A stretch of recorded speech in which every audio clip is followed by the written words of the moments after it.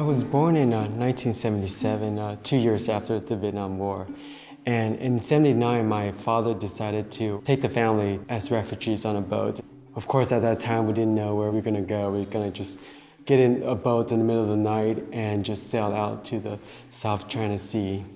Eventually, we got asylum in the United States, so we came in about 1980. The first time I went back to Vietnam was in 1999. I felt like I was a foreigner in this country where I was born. And it is true, I am a foreigner in a way. I'm an American now. But it was in Vietnam that I noticed that so much of the war was still part of the landscape. Bomb craters became rice paddy.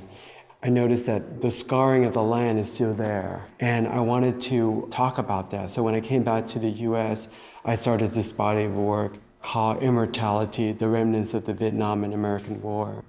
And it was about printing archival image of the Vietnam War onto leaves by using photosynthesis. So through experimentation, I developed this process called chlorophyll printing.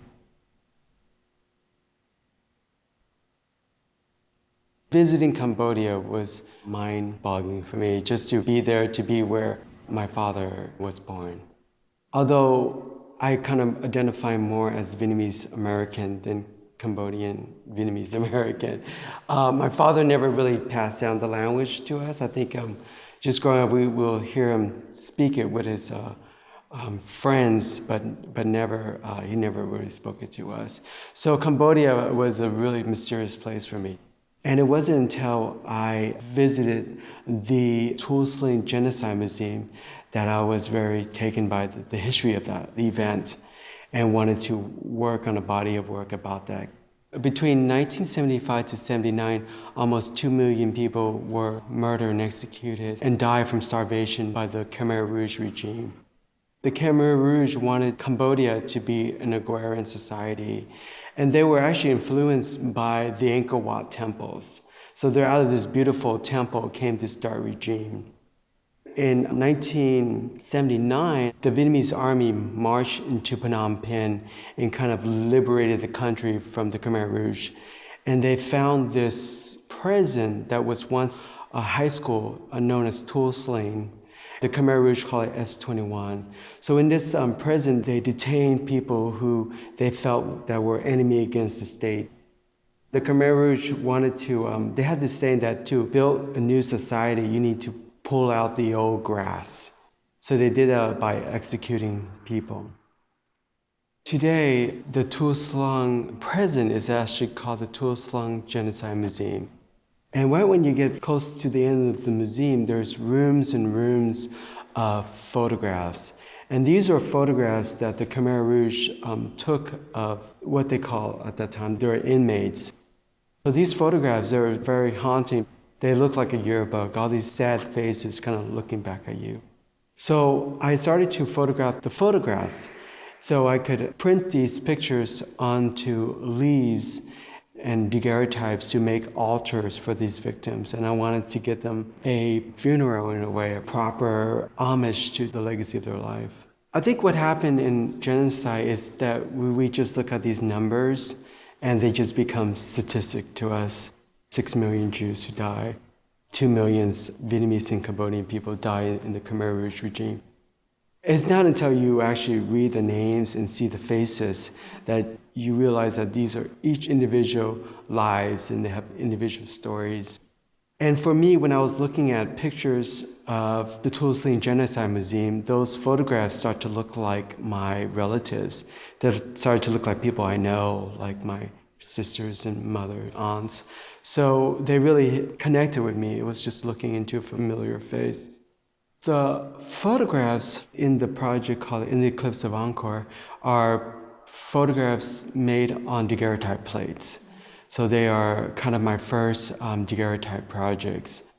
Since they're daguerreotype, they're not your typical photograph where it's like kind of ink on paper or gelatin silver on paper, but the whole object is a mirror. So as the viewers stand there, they see their own reflection into these photographs. It's a very ghostly looking form of photography.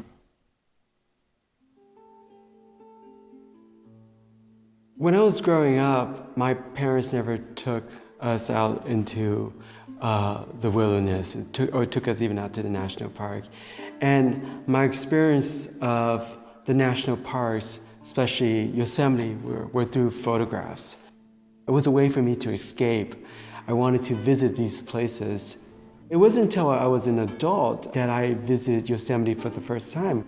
The funny thing was that the photographs of Yosemite once made me to visit Yosemite, but it also kept me away from visiting Yosemite.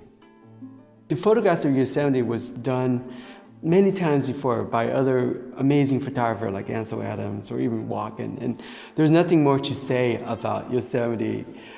It wasn't until I picked up the daguerreotype process that I felt like, okay, now I'm armed with this tool that I actually could go visit a national park and make pictures that don't look like the other pictures I'm familiar with.